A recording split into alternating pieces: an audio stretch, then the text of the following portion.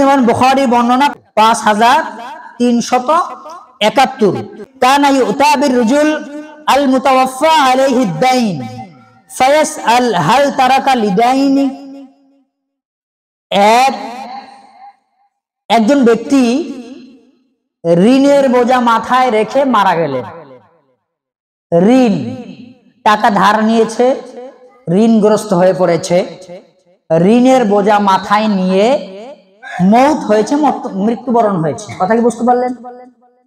তো ওই ব্যক্তির জানাজা আদায় করার জন্য যখন রাসূলুল্লাহর দরবারে নিয়ে আসতেন, ঋণের বোঝা মাথায় রেখে যে ব্যক্তি মারা যেতেন, ওই ব্যক্তিকে রাসূলুল্লাহর দরবারে নিয়ে আসা হতো কিসের উদ্দেশ্যে? জানাজার উদ্দেশ্যে।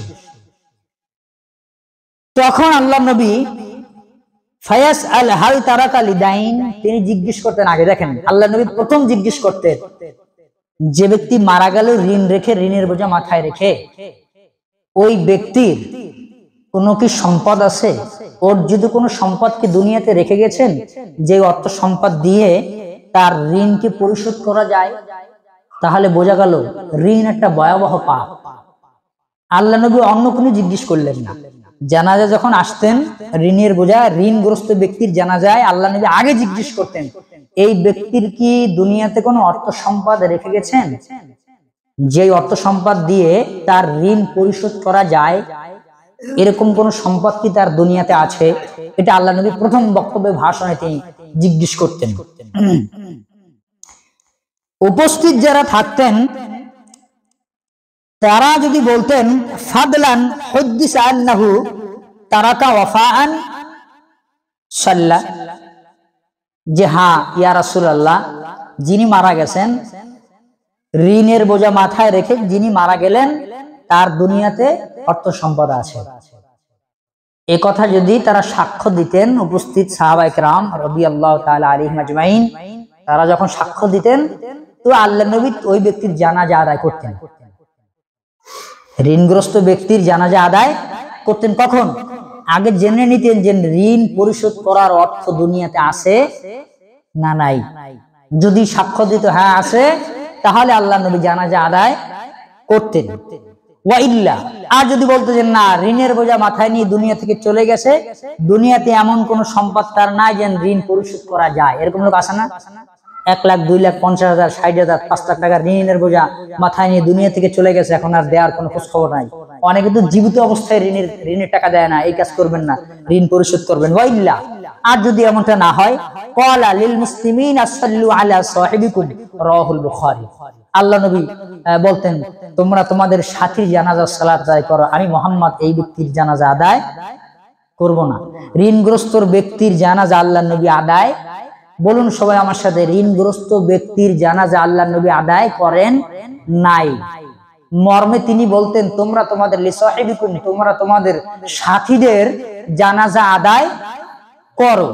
মর্মে ঋণের বোঝা মাথায় নিয়ে যেন আমরা না মরি, সেজন্য আল্লাহর কাছে আশ্রয় চাইতে হবে আর ঋণ পরিশোধ করতে হবে। হাদিস নাম্বার 2, নবী করিম সাল্লাল্লাহু আলাইহি ওয়াসাল্লাম বিশ্ব মানবতার কল্যাণে, ইবনে মাজাহ 2414, ইবনে মাজাহ 2414, অত্র হাদিসের বর্ণনায় আল্লাহ নবী তিনি বলেন, মান মাতা ওয়া আলাইহি দিনারুন আও দিরহামুন, একজন ব্যক্তি মারা গেল, একজন ব্যক্তি মারা গেল, দিনারুন আও দিরহামুন, দুনিয়াতে কোনো দিনার রেখে গেল না, দিরহাম রেখে গেল না, মানে অর্থ সম্পদ নাই, ঋণের বোঝা মাথায় নিয়ে দুনিয়া থেকে চলে গেল।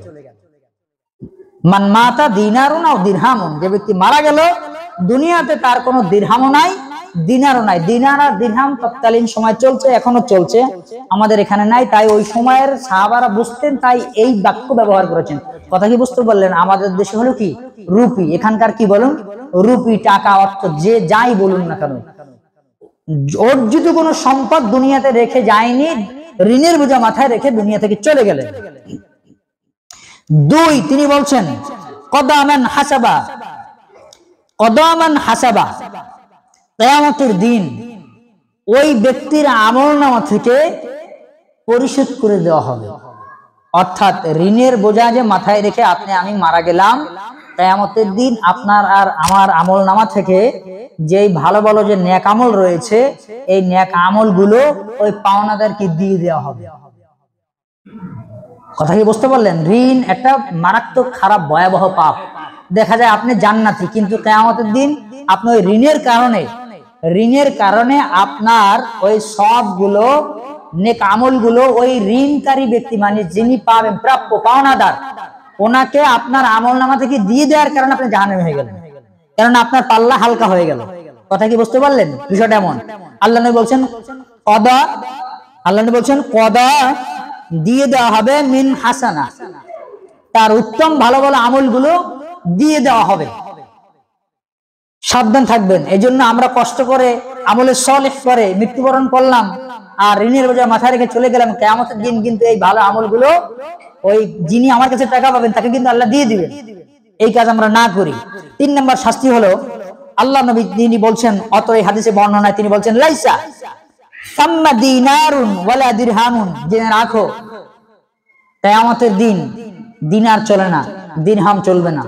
তোমার যে টাকা পয়সা দুনিয়াতে থাকবে এমনটা হতে পারে যে তোমার অর্থ সম্পদ আছে আর ওই অর্থ সম্পদের বিনিময়ে তোমাকে দিয়ে দেওয়া হবে ওই ব্যক্তিকে আর তোমাকে জান্নাত দেওয়া হবে। সেটা কিন্তু এমন হবে না। তোমার অর্থ সম্পদ থাকুক বা নাই থাকুক, কিয়ামতের দিন কিন্তু তোমার অর্থ সম্পদ কাজে লাগবে না, দিনারও চলবে না আর দিরহামও চলবে না। ওখানে চলবে কি? নেকি। বলুন, ওখানে চলবে কি? নেকি বিনিময় হবে, নেকি আদান প্রদান করা হবে। এই জন্য ঋণের বোঝা মাথায় না রেখে আমরা মারা না যাই, সেদিকে আমরা খেয়াল রাখবো। ঋণ থেকে যেন মহান রব মুক্ত রাখেন আমাদের সকলকে। আমরা সকলে বলি আল্লাহুম্মা আমিন।